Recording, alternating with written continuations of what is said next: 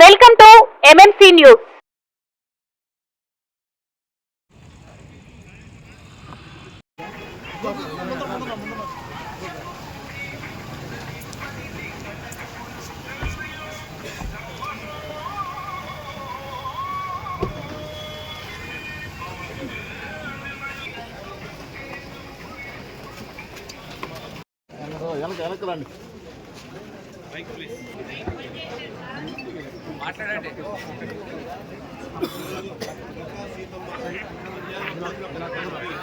మన జిల్లా కలెక్టర్ వెంకటేశ్వర్ గారిని సాధారణంగా అలాగే మన జిల్లా ఇంటర్మీడియట్ తిరుపతి జిల్లా విద్యాధికారి గారిని కలెక్టర్ గారికి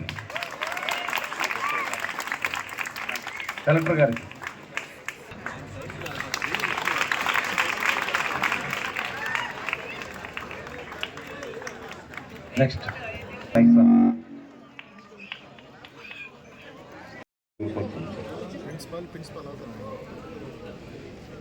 సార్కి బుకే ఈనాటి కార్యక్రమానికి ముందుగా ప్రేయర్తో మా తెలుగు తల్లికి మల్లె పూదండ, కడుపులో బంగారు కనుచూపులో కరుణ. నియోజకవర్గ ఎమ్మెల్యే గారికి అలాగే జిల్లా మెజిస్ట్రేట్ అయినటువంటి కలెక్టర్ గారికి అలాగే వేదిక మీద ఉన్నటువంటి ప్రజాప్రతినిధులందరికీ కూడా విద్యాశాఖ అధికారులందరికీ కూడా నా హృదయపూర్వక నమస్కారాలు తెలియజేస్తూ అలాగే కళాశాల అధ్యాపకులకి అధ్యాపకేతర సిబ్బందికి విద్యార్థులకు నా శుభాశిస్సులు తెలియజేస్తూ మన కళాశాల ప్రగతి ఎలా ఉందనేది నేను ఇప్పుడు ఒకసారి పునర్వివరణ ఇస్తున్నాను రిపోర్టుగా. మనకి ముఖ్య అతిథిగా విచ్చేసిన మన వెంకటగిరి శాసనసభ్యులు కురుగుండ రామకృష్ణ గారికి మరియు మన తిరుపతి జిల్లా కలెక్టర్ గారికి, తిరుపతి జిల్లా ఈఓ గారికి, ఈ కళాశాల ప్రిన్సిపల్స్, హెచ్ఎంస్ గారికి, టీచర్స్కి, వేదికను అలంకరించిన పెద్దలందరికీ కూడా పేరు పేరున నమస్కారాలు తెలియజేస్తున్నాను. అలాగే ఈ పాఠశాల విద్యార్థులకు విద్యార్థినులకు అందరికీ కూడా శుభాకాంక్షలు అందజేస్తున్నాను. రాష్ట్ర ప్రభుత్వం ఒక మంచి ఉద్దేశంతో డొక్క సీతమ్మ గారి పేరుతో ఈ మధ్యాహ్నం మీల్స్ని ఏర్పాటు చేయడం ఎంతో గొప్ప విషయం.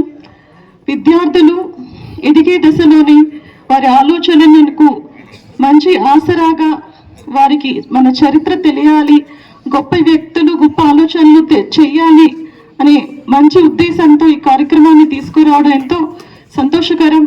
పిల్లలందరూ కూడా గొప్ప విషయాలని తెలుసుకుంటూ పౌష్టిక ఆహారాన్ని తీసుకొని భవిష్యత్తు బంగారు బాట చేయాలని ఆలోచించడం ఎంతో సంతోషకరం. సభాధ్యక్షులు రవికుమార్ గారు ప్రిన్సిపల్, అదేవిధంగా గౌరవనీయులు మన జిల్లా కలెక్టర్ వెంకటేశ్వర గారికి, అదేవిధంగా మన చైర్పర్సన్ భావనప్రియ గారికి, అదేవిధంగా ఎంఈఓ గారికి, డిఈఓ గారికి, ముందున్నటువంటి పత్రికా సోదరులకు, ఇక్కడ ఉన్నటువంటి పిల్లల తల్లిదండ్రులకు అందరికి కూడా పేరు పేరున నమస్కారాలు తెలియజేస్తూ, గతంలో చంద్రబాబు నాయుడు ఆలోచించి ఈ మధ్యాహ్న భోజనం అనేది 14 నుంచి మనం 19 దాకా పెట్టాం. దురదృష్టవశాత్తు మన ప్రభుత్వం లేకపోవడం, 5 సంవత్సరాలు పిల్లలకి భోజనం పెట్టే కార్యక్రమం కూడా చేశారు. బాబు గారు ఆలోచించింది ఒకటే, పిల్లలు ఆరోగ్యంగా ఉండాలి, బాగా చదువుకోవాలి, మన రాష్ట్రానికి మంచి పేరు తెచ్చిపెట్టాలనే ఉద్దేశంతోనే పౌష్టిక ఆహారం కూడా ఇవ్వడం జరిగింది. అది కూడా మీకు మెను ప్రతి ఏ రోజు ఏం పెడతారో కూడా క్లియర్గా మెను కూడా ఇచ్చేవాళ్ళు గతంలో. ఆ తర్వాత మెను లేదు, ఏం లేదు, మొత్తం ఎత్తేసారు. మళ్ళా ఈరోజు తెలుగుదేశం ప్రభుత్వం వచ్చి ముఖ్యమంత్రి చంద్రబాబు అయిన తర్వాత పిల్లలకి మళ్ళా ఆ కార్యక్రమం పెట్టాలి, మధ్యాహ్న భోజనం కార్యక్రమం చెప్పని అందులో భాగంగా ఈ రోజు నుంచే ప్రారంభించబోతా ఉన్నాం. పిల్లలు పౌష్టికాహారం తీసుకొని బాగా చదువుకోవాలి, మంచి మార్కులు సంపాదించాలి.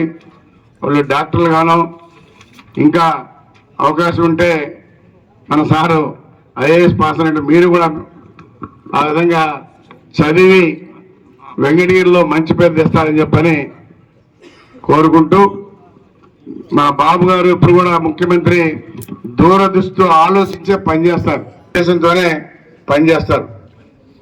రాష్ట్ర విభజన జరిగి ఎన్ని కష్టాలు ఉన్నా కానీ ఆయన ఏమైతే చెప్పాడో ఎన్ని తూచా తప్పకుండా ఈరోజు పరిపాలన చేస్తా ఉన్నాడు. అదేవిధంగా 5 సంవత్సరాల పరిపాలన చూశారు, ఎక్కడ అభివృద్ధి లేదు, ఏమీ లేదు. ఎక్కడ పట్టిన రోడ్లు కూడా పోయే పరిస్థితి లేదు. ఈరోజు వెంకటగిరి నుంచి గూడూరు పోవాలంటే కూడా చాలా దారుణంగా ఉన్నది రోడ్డు.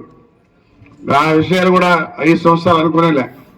ఈరోజు చంద్రబాబు నాయుడు వచ్చిన తర్వాత ఎక్కడ కూడా గుంతలు లేనటువంటి రోడ్లు ఏర్పాటు చేయాలి. అదేవిధంగా మన పిల్లలు బాగా చదువుకునే విధంగా వాళ్ళన్నిటికీ పౌష్టికాహారం పెట్టాలి. అదేవిధంగా బుక్స్ కూడా గతంలో మన ప్రభుత్వం ఉన్నప్పుడు అన్ని నోట్ బుక్లు కూడా ఇచ్చేవాళ్ళు, మళ్ళీ 5 సంవత్సరాలు ఎత్తేసారు. మళ్ళా ఇప్పుడు ఆ కార్యక్రమం మళ్ళా ముఖ్యమంత్రి ప్రారంభించి చేస్తున్నాడు. ఈ మధ్యాహ్నం భోజనం ఎందుకు ఆలోచించాలంటే వాళ్ళ తల్లిదండ్రులు కొంతమంది ఏదైనా పనులకు పోవచ్చు, 4 గంటలకు 5 గంటలకు లేచి క్యారేజ్ ఇవ్వాలంటే కూడా కష్టమే. ఇవన్నీ ఆలోచించి ఈ మధ్యాహ్న భోజనం అనేది ఏర్పాటు చేసింది బాబు గారు. అటు వాళ్ళ తల్లిదండ్రులు వాళ్ళు టెన్షన్ లేకుండా ఏదో పని చేసుకోవాలి, ఈ బిడ్డలకి మనం ఏర్పాటు చేస్తే వాళ్ళు కూడా సంతోషిస్తారనే ఉద్దేశంతోనే 4 గంటలకు లేచి పెట్టే లేకుండా ప్రభుత్వం ఈరోజు మధ్యాహ్న భోజనం ఏర్పాటు చేసి ఈ రోజు నుంచే ప్రారంభిస్తా ఉన్నాం. కాబట్టి మీరందరూ కూడా దూరదృష్టితో ఆలోచించి బాగా చదువుకొని మంచి పేరు తీసుకురావాలని చెప్పని కూడా కోరుకుంటూ, మీ అందరు కూడా పేరు పేరున నా ఆశలు ఎప్పుడు ఉంటాయని చెప్పని కూడా తెలియజేస్తూ, ఏది అవసరమైనా కానీ నా దృష్టిలో తీసుకొస్తే నేను మన జిల్లా కలెక్టర్ దృష్టి తీసుకెళ్తాం, ఏ ఉన్నా కానీ పరిష్కారం చేస్తామని చెప్పని కూడా తెలియజేస్తూ మీ అందరికీ పేరు పేరున ధన్యవాదాలు తెలియజేస్తూ సెలవు తీసుకుంటున్నాను. గౌరవ ముఖ్యమంత్రి గారి ఆదేశాల మేరకు, మరీ ముఖ్యంగా మన రాష్ట్ర ఎడ్యుకేషన్ మినిస్టర్ గౌరవ శ్రీ లోకేష్ గారి ఆదేశాల మేరకు ఇంటర్మీడియట్ పిల్లలకు కూడా మధ్యాహ్న భోజనం పెట్టాలని ఒక మంచి సదుద్దేశంతో ఈ కార్యక్రమాన్ని ఈరోజు మనము స్టార్ట్ చేసుకున్నాం. రాష్ట్ర వ్యాప్తంగా కూడా స్టార్ట్ అయింది. మన జిల్లాలో 21 జూనియర్ కాలేజీల్లో ఈరోజు ఈ మధ్యాహ్న భోజనం కార్యక్రమం స్టార్ట్ చేశాము. ఇది ఏ రాష్ట్రంలో కూడా నాకు తెలిసి ఒకటి తమిళనాడు రాష్ట్రం ఒకటే పెడుతుంది అనుకుంటాను, వాళ్ళు తప్ప ఇంకా ఎక్కడ కూడా ఇంటర్మీడియట్ పిల్లలకి మధ్యాహ్న భోజనం పెట్టట్లేదు.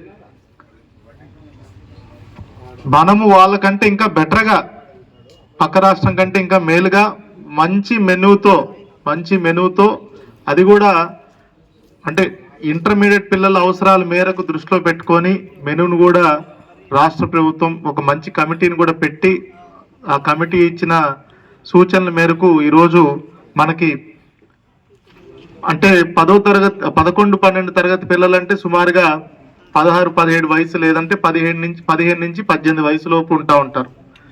వీళ్ళకి ఆ ఏజ్లో బాగా శరీర అవసరం మేరకు ఇంకా కొంచెం క్వాంటిటీ కానీ అంటే బ్యాలెన్స్ డైట్ ఇవ్వాలంటే అన్ని రకాల పోషకాలు కూడా కొంచెం అధిక స్థాయిలో ఉండాలనే ఉద్దేశంతో ఇది దృష్టిలో పెట్టుకొని దాని తగ్గట్టుగానే మనకి మధ్యాహ్న భోజనం ఈరోజు ప్రారంభించుకోవడం జరిగింది.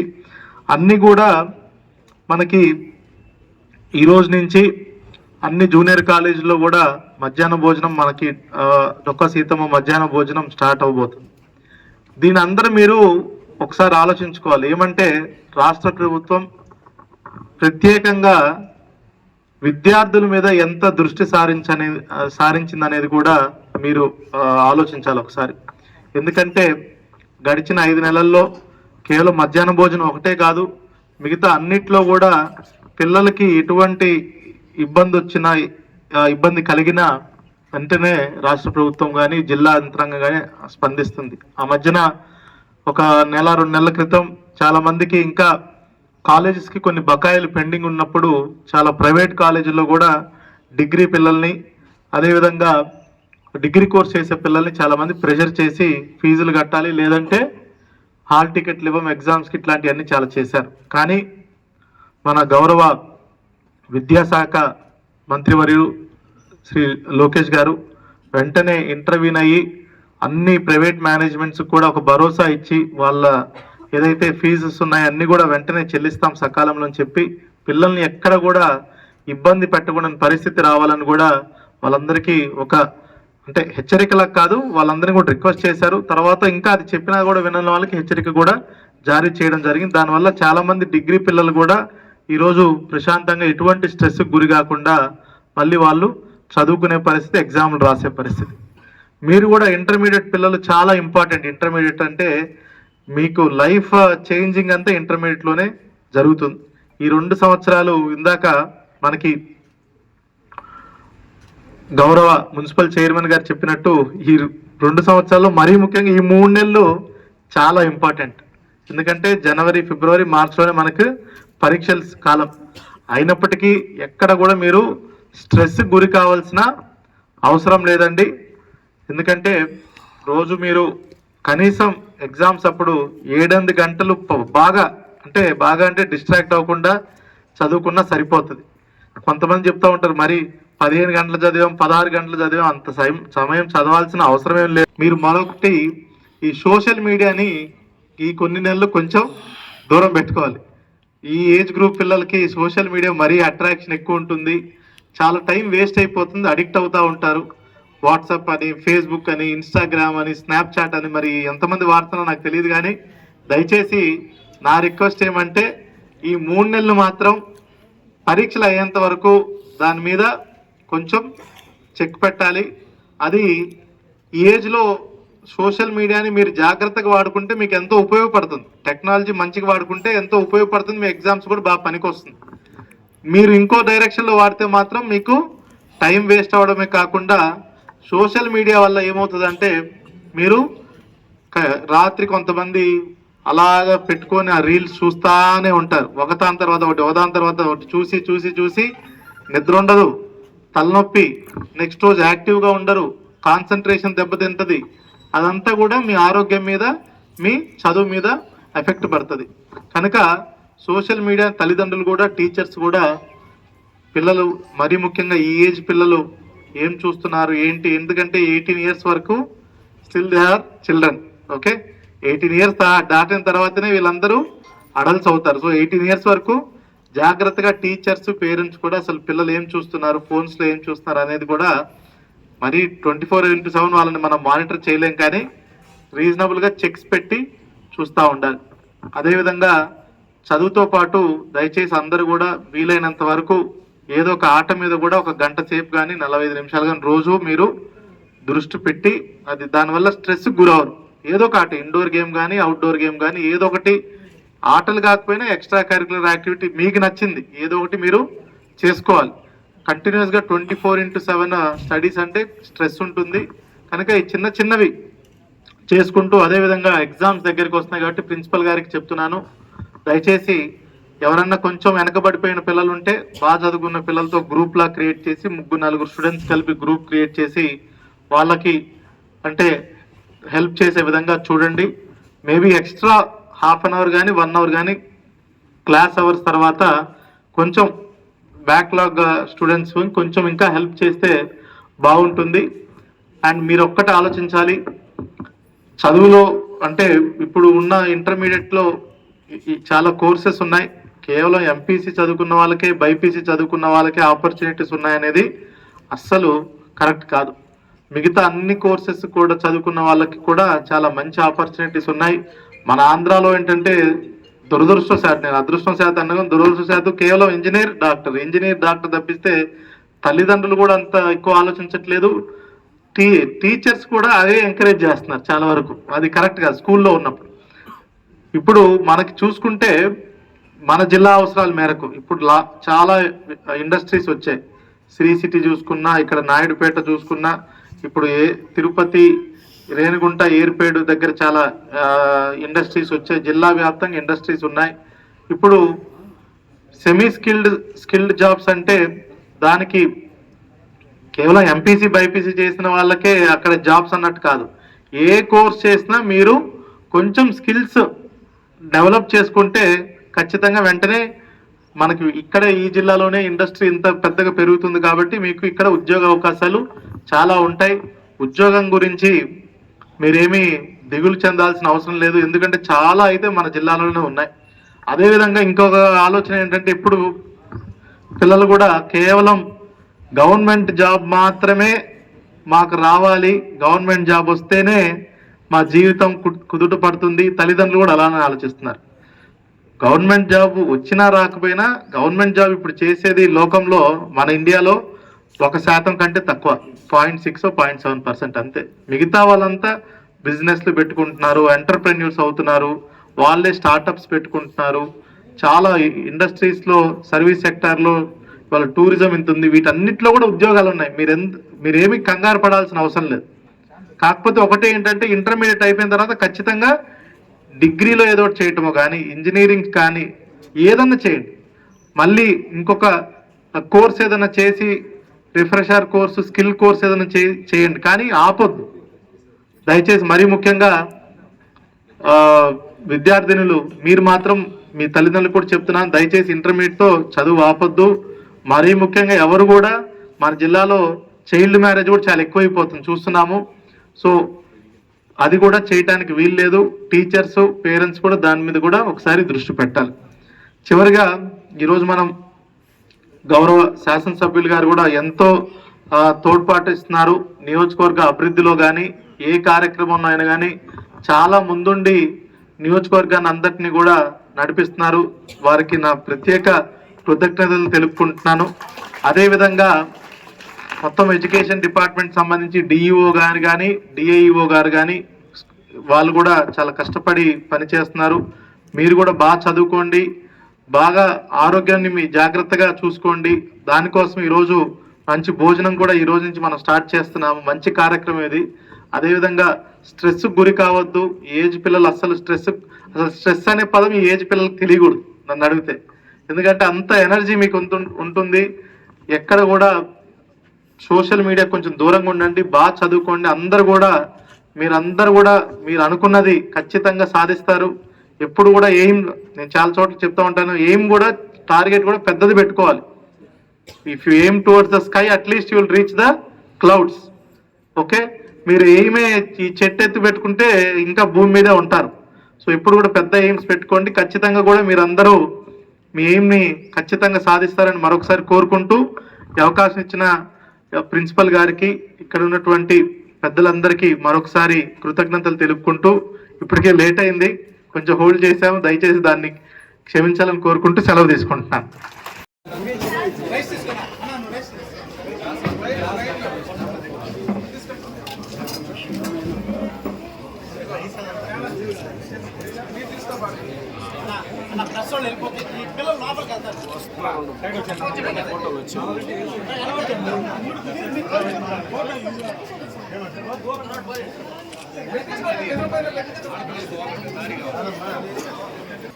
అవునా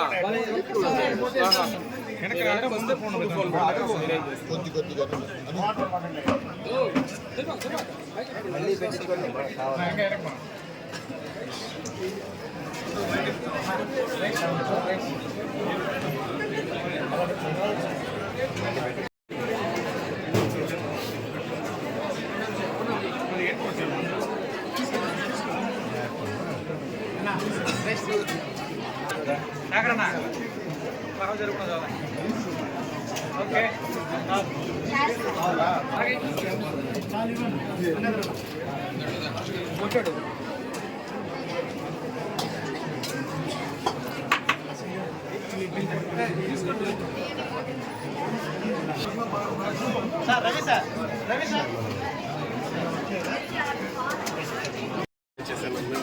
మీరు వెనక్కి రా అంటారు, మళ్ళీ ముందుకు సురేష్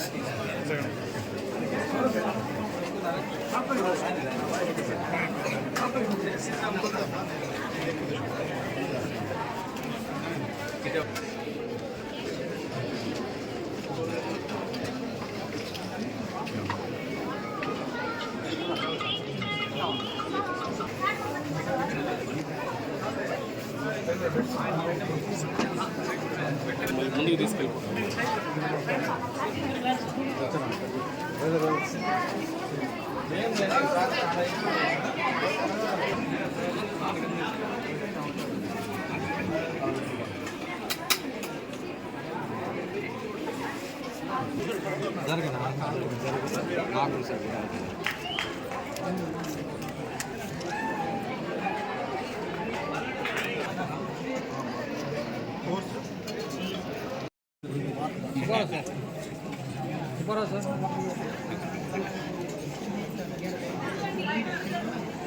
సుబ్బారావు సార్